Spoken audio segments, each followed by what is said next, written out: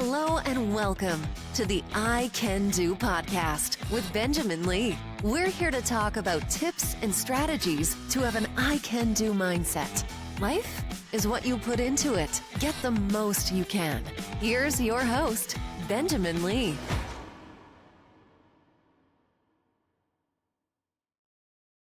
All right, we're back. Another Money Monday or Monday Money, and we're talking more about finances today.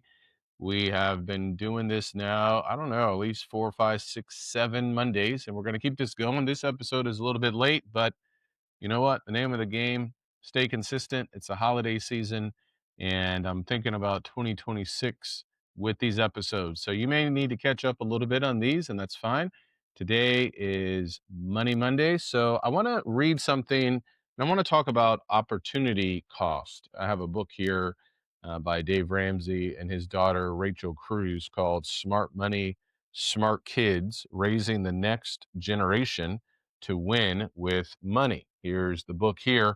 And I like what they talk about on page number 52, teaching our children the opportunity cost of money. So, opportunity cost is something that is a phrase or a statement that is mentioned quite a bit. And I just want to read this. It says, cost is one of those fancy financial terms that some people choke on. Let me make it easy for you, they say. If you spend all your money on X, then you can't also spend that money on Y. This one is pretty easy to explain to your kids. Use an example they care about, such as if you buy this video game today, you won't have the money to buy the new game that comes out next month. Sometimes it can be hard for a child to weigh the value of future happiness against the immediate thrill of buying something today. The key question is, will you be as happy about this decision when the new game comes out next month? So that's really the idea of opportunity cost. If we buy something today and we don't have that money later on and another opportunity comes or is available, then we miss out on that potential opportunity. And that's the idea of opportunity cost.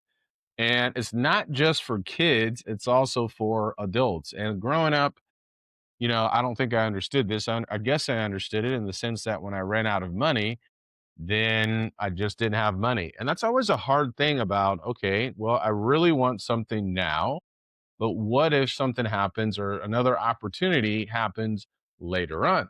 What are we supposed to do? So there are a couple of thoughts I want to share with you as we think about opportunity cost.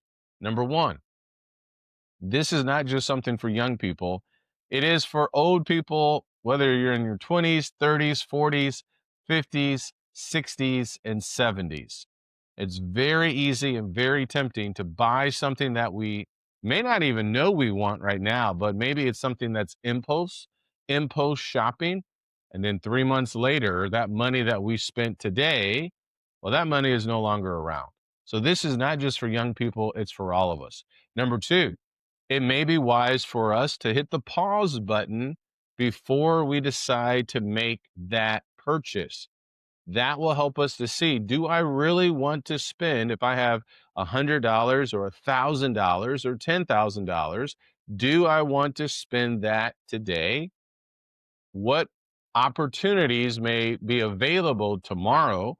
What better opportunities? So hitting the pause button will go a long way.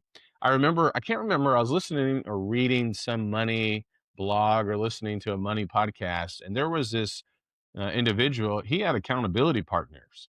And if there was a purchase that he was going to make that was over $100, he would talk to someone, and I think he would wait almost 30 days. And that seems maybe a little extreme sometimes, particularly during the holiday season. However, there's great wisdom. So number three, you may want to get an accountability partner with your finances. Now, if you're married and you have your husband or you have your wife, children can have their parents or friends, siblings can even have one another to be an accountability partner where you set some kind of threshold. And when an opportunity arises, it's very tempting to say, okay, I want that right now. Allowing someone else to give us some perspective may help us so that we don't miss out on future opportunities for one that is a little bit less.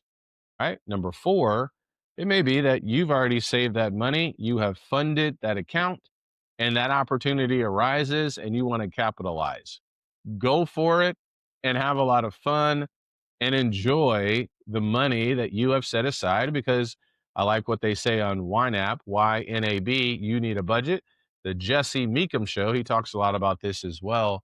Money is meant to be spent. So when that money has been set aside and you have funded that account, or I have done that, and that opportunity makes itself available, use it and enjoy it. That is the purpose of, or one of the purposes of why we work, and to enjoy the fruit of our labor. So everything doesn't always have to be, we have to hold on to it, but there is wisdom when opportunities come.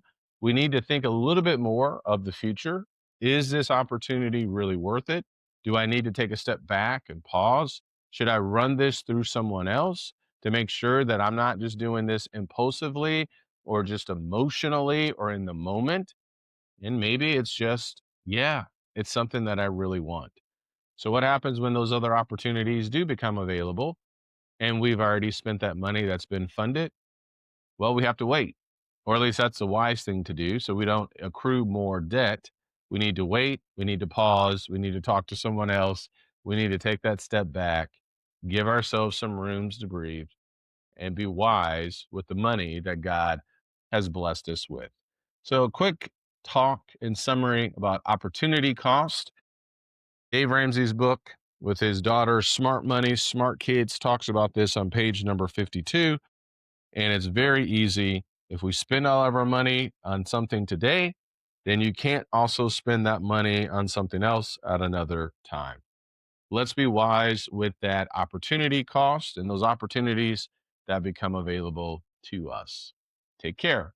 And don't forget, Jesus loves you very much. And if you have a recommendation that you want me to talk about with respect to Money Mondays, please let me know. All right. Have a good one. I can do, so can you.